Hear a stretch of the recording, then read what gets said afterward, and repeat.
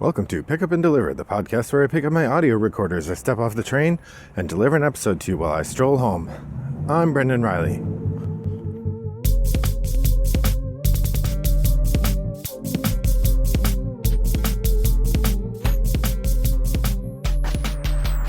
Well, good afternoon, listeners. It is a brisk day here in suburban Chicago. This morning, the temperature was 14 with a wind chill that made it feel like it was 1 degree.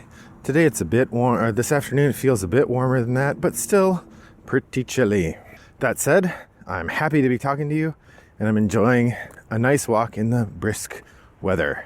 Now, if I sound a little distracted, it's because I'm walking along sidewalks, many of which are glazed over with ice. It was a very icy weekend, and it's proving very difficult for me and some of my neighbors to keep our sidewalks clear. Now, I actually had pretty good luck with this on the main sidewalk, but our driveway is very icy. And I may occasionally sound distracted because I just have to find a way across a icy sidewalk. So, heads up on that. Well, today I'm continuing my progress through my top 50 games, and let's just jump right into it. Next up, we're on number 36, another new one to my top 50 list. And this is the relatively new Stefan Feld game, Bonfire. Bonfire is it's not really a worker placement game. I guess it's kind of action selection. It's got multiple interlocking small games, which is, part and parcel of a good Stefan Feld game. It's got a really interesting planning element that reminds me a little of Trajan in the way that the pieces interact. But I like the theme a bit more than Trajan, where you are these gnomes and you're trying to light banners or something, bonfires or something. It's not super clear what you're doing, but I mean, it is super clear in the game what you're doing. It doesn't really matter. It doesn't feel like you're gnomes, but the theme feels a bit more integrated than the theme for Trajan. Trajan just feels like several mini games that you're rotating among, and they have names that suggest they have some sort of thematic element. So that's kind of the gist there. One thing I really like about Bonfire, I really like the competing tracks of your statues and your bonuses. So there's this interesting element where your board is a sort of semicircle with 7 beacons on it. And if you do one kind of action, then you acquire a token that goes on the right side of your board and progresses its way from right to left. And if you do a different kind of action, then you acquire a token that goes on the left side, progressing itself around the semicircle to the right. And you also have these workers. They're going to start on the left and progress around the semicircle to the right. And you get points for getting the workers to different spots. And the thing is, you get a lot more points if you manage to get the workers to get to a spot where both the tokens from the left and the tokens from the right are available on any one of the 7 banners. So they usually would meet in the middle. But if you're really good at it, I imagine you get 5 or 6 of each and you have 2 or 3 overlapping, maybe 4, I guess, if you're really good at it. And I just find that really neat. The need to sort of balance these competing elements, along with the fact that the minigame that allows you to select actions also has you balance the elements. There's a little bit of a race component to it as well, because there's a limited number of each of these tokens. So like the game I played, I got stuck on the ones that go from right to left because I think I got 3. Then the 4th one that I needed was one that both of my opponents, or all 3 of my opponents, needed, and there just weren't any more of them. They had been taken, so I was stuck. So that part's kind of interesting as well. You have to really keep an eye on other people and see what they're going to need and how they're acquiring those tokens. So, like a lot of self-involved games, there's a lot to keep track of that's going on, and I really liked it. So that's Bonfire. I will nominate Bonfire as probably the game that I have played the least in my life that I put on this list pretty high. So it'll be interesting to see if this game makes it back to the table much in the next 2 years, because if it doesn't, I can't imagine this game staying very high on the list, because it turns out it wasn't as good as I feel like it is right now. But that's part of the fun of choosing a game and saying where you think it is. All right, that's Bonfire, my number 36. Pegasus Spiel is the publisher, I believe. On to number 35. Number 35, On Mars. Again, first time on my list. On Mars is from Vital Lacerda.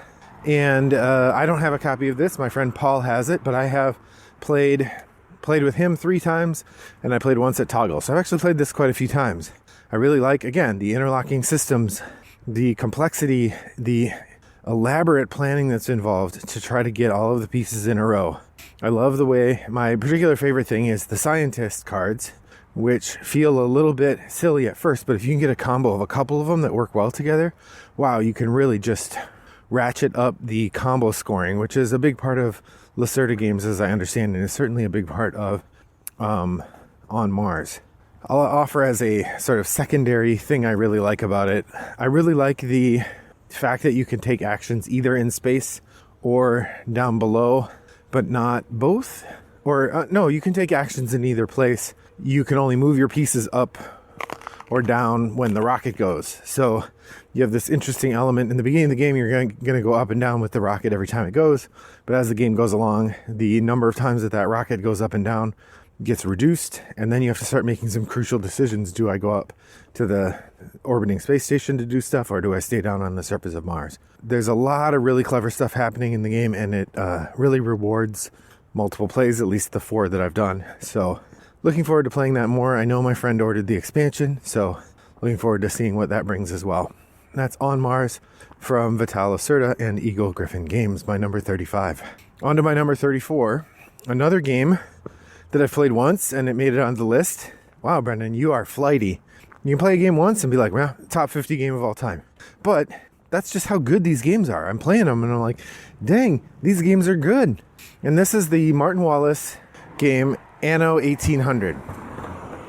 Now, Anno 1800 is based on a computer game of the same property, or the same title. I'm not familiar with that computer game, but I do know that the board game is really cool. In this game, you have a city, and you are trying to build up the industry of your city to satisfy different people in the city. As the game goes along, you take more people, but that means you have more people you have to satisfy in order to complete the game. So you could run a very smooth engine without taking very many people, perhaps, to try to satisfy those you have. But there are a lot of points in satisfying the sort of elites of the city. And to get those, you have to have a bunch of the base workers. So it is certainly a game imbued with capitalism, but there's some really interesting stuff going on. There's this giant tray or field of tiles that you are going to draw from or pull from when you're choosing what things you're going to make. And it builds in these little stories. Like, you'll have this worker who really likes beer and sausages, and you have another person who really likes gramophones and penny farthing bicycles. And, you know, there's a variety of different things that make for interesting stories. You also have a really interesting two kinds of trade mechanisms, and I'd say this is my favorite part of the game.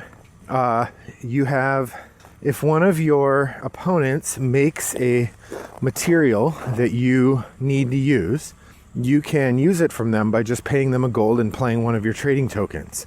The nice thing is they get the gold, they don't lose the resource, you still get to use the resource, and everybody wins. The cool thing is, the way the game's built, you absolutely have to do that. You cannot make all the resources you need on your own.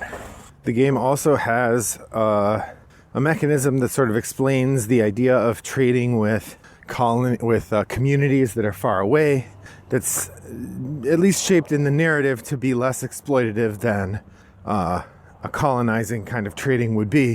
Of course, the downside to that is the game doesn't really explain how it could be that you have these sort of very European style communities and you don't have colonizing. So it's a little bit of wish fulfillment, I think. But better that than just saying, oh well, colonies, who cares? Anno 1800 from Martin Wallace and Ravensburger Games. Really fun if you get a chance. Definitely in the same league as some of his other games. You'll see, I mean, it's in my top 50. So this one, also like Bonfire, I'm going to have to see where it lands after a few more plays. But for now, it's my number 34. That's Anno 1800. Next up, we have number 33, The Isle of Cats, designed by Frank West from the City of Games. The Isle of Cats is an interesting polyomino laying game. The theme is ridiculous. There's an island full of cats, and you're trying to keep a pirate from murdering all the cats. I don't know. They don't really explain why the pirate wants to murder the cats, but you don't want him to do that. So, blocked. In this game, you're drafting cards in a round robin, and then you're playing the cards to rescue these cats from the island. The cats come in a variety of shapes, weird shapes, that you put them on your boat. And the idea is they lay all over the place on your boat and cover up your deck. They eat the rats, and you get points for filling up your deck with the cats. It's super cute, super fun. Doesn't hurt that I'm really good at it. And I have a great time playing. So, one of the things that I like best about the game that I think is really clever is the balance of the point scoring cards. So like I said, you're drafting cards to get what you need. At the beginning of the game, there's cards of 7 hands. There's a hand of 7 cards, and you're going to take 2 cards, pass the other 5, take 2, pass the 3, take 2, and pass the 1. Then of the cards you've taken, which is 7, then you're going to decide which ones you want to keep, and you're going to pay to keep those. And you have these fish, and you pay the fish to keep the cards, and then you can use those cards either right away, or you could wait till the next. You could wait till the next round if you like. Either way, they get you stuff and help you progress in the game. One of the things you can take for those cards are scoring cards, and what the scoring card, well, they're called lessons for some reason. What the lessons do is they give you points, but every time you take a lesson, that's one less cat capturing card that you could take, or one less fish getting card that you can take. Like, you're reducing your ability to get the things that get you points in order to take the cards that get you points. But I have consistently found that if you aren't paying attention and going for those point scoring cards, you are not going to win the Isle of Cats. I consistently get the most points saving kitties off the Isle of Cats, and I do it by taking those point scoring cards. So that is Isle of Cats from Frank West. Really looking forward to playing that again in the future. There's a big box expansion coming out soon that's going to have a whole bunch of stuff in it, and I'm super keen to get that to my table. That's the Isle of Cats, my number 33. Number 32 on my list is one from one of my favorite designers, perhaps my favorite designer, although I think Martin Wallace is still holding on there, and that's Vladimir Suchy, or Suchi, I'm not sure. And this is Shipyard. Shipyard is perhaps the crunchiest of the Vladimir Suchy games, although I would say Underwater Cities gives it a run for its money. In Shipyard, there's a giant rondel of actions, and you decide how far forward on the rondel you want to go, which action you want to take, and then the action that you took will cycle to the back of the rondel, and the game keeps moving on that way. In it, you are building big ships, and then you are running them on proving test runs where you're trying them out in these canals to make sure that they work, but you're also scoring based on what you put on the ships and which judges are in the canals that you're boating by. So there's also scoring conditions that go for the whole game that also augment or change what it is that you're trying to do. So there's a lot of different nuances going on in the game, and they create a lot of different opportunities for you to do things. You can get all these different little bits. You build these fun ships that you then move off to the side of your board. So there's this neat sort of tableau building element where you're not actually scoring your tableau. You scored that at the beginning of the game, but you get to keep all the stuff you build. So you have this big fleet of ships that you built by the end of the game. It's incredibly thinky, really fun, top-notch design from a top-notch designer. That's Shipyard from CGE. It's number 32 on my list now. It was number 8. It was really high up there before. I still think it's very good. It's moved around. Frankly, I haven't played it much. I don't know if I've played it all in the last 2 years. So it might be moving down just out of, it's not competing for my attention as well as it should have. So that's Shipyard, Vladimir Suchy. On to my number 31. My number 31 is perhaps the biggest drop, one of the biggest drops without falling off the list of any game in my set. And this is another Vladimir Suchy game. Another one I haven't played at all since the last time I rated it. Maybe I've played it once. I stand corrected. I've played it once. And that is Last Will. Now, Last Will is one of my favorites. I have it as 31. The theme on this game is awesome.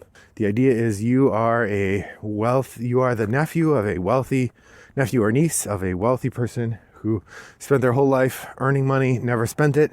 And so they've granted you each some money out of the will and said you have to spend it enjoying yourself.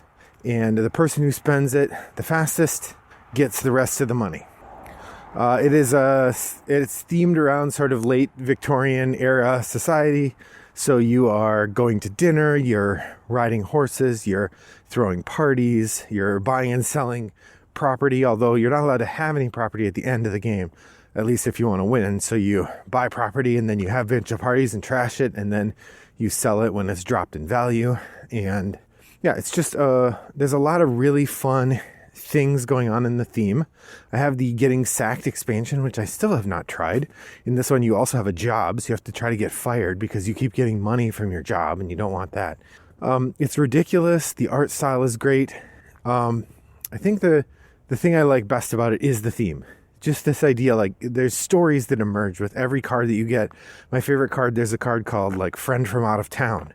And if you get this card, you put it on your board, and every round, your friend from out of town uses up some of your money. It's just a constant money suck.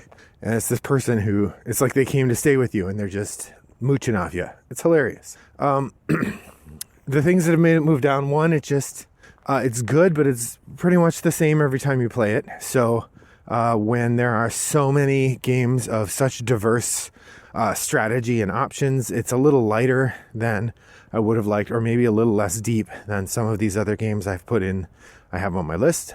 It also suffers from, it is themed around Victorian era gentlemen, so it's not surprising that the protagonists are all rendered. There's not a differentiation of character. You are the protagonist, and the protagonist is a mustachioed white man. So it's a little less diverse and welcoming than a game I would like, and that probably has something to do with why it's number 31 instead of number 2. It used to be my number 2 on the last list. I do really like this game, but it's dropped a bit.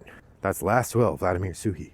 And finally, the last game today, number 30, Martin Wallace joint. This is Nanty Narking. Now, Nanty Narking did not make my 2019 list, although I think I did have it at that point. I honestly can't remember. But boy, this game has grown in my estimation. I really like it. In this game, you are one of several people competing for the control of London. London is full of fictional characters and real people from history helping you in your quest to control London. It is a retheme of the Ankh-World Discworld Ankh-Morpork game, and as such, it has basically the same rules and the same cards. It's been tweaked a little bit, and the art has been redone. But it is a delight. It's really fun, very stabby, a little more aggressive than most of the games I play. But when everyone knows that going in, I find it's still a good time. My favorite thing about it is just the delight in discovering the way that they've managed to make the cards fit what you're trying to do. Different cards will do exactly what the theme tells you they should, and I find that just really charming. So I enjoy Nanty Narking for the theme that it has, even though I would like a Discworld game. Honestly, this one works better for my family because my wife has read one Discworld book. It's not a big deal for her. So that's Nanty Narking from Martin Wallace and Phalanx Games. And that's my number 30. So I've now done 20 of my top 50 games. In the next few episodes, I will be doing the next 30. So we get down to the top game. What games have you been playing? Join us over on the Board Game Geek Guild. Gabriel Edge has done his top 50 and is also revealing the same number of games that I did in my episodes alongside us. So come over there and join me in admiring Gabriel's collection and post about yours. Which games are in your top 50? I would love to hear it. That place that you can do that is on Board Game Geek and Guild 3269. You can find a link in the show notes if you don't know how to find that guild. You could also send me a direct message on Board Game Geek. My username is Wombat929. On the internet, my email address is brendan@rattleboxgames. You could also seek me out on Board Game Arena or Boitaju or yukata.de, where I enjoy playing asynchronous games with friends from around the world. If you message me and suggest a game there, I will happily play it with you. That's about it for my walk today. I hope that your next walk is as pleasant as mine was. Thanks for joining me. Bye-bye. I'm putting all my garbage away. Putting all my garbage away. Garbage cans have got to go away. Putting all my garbage away.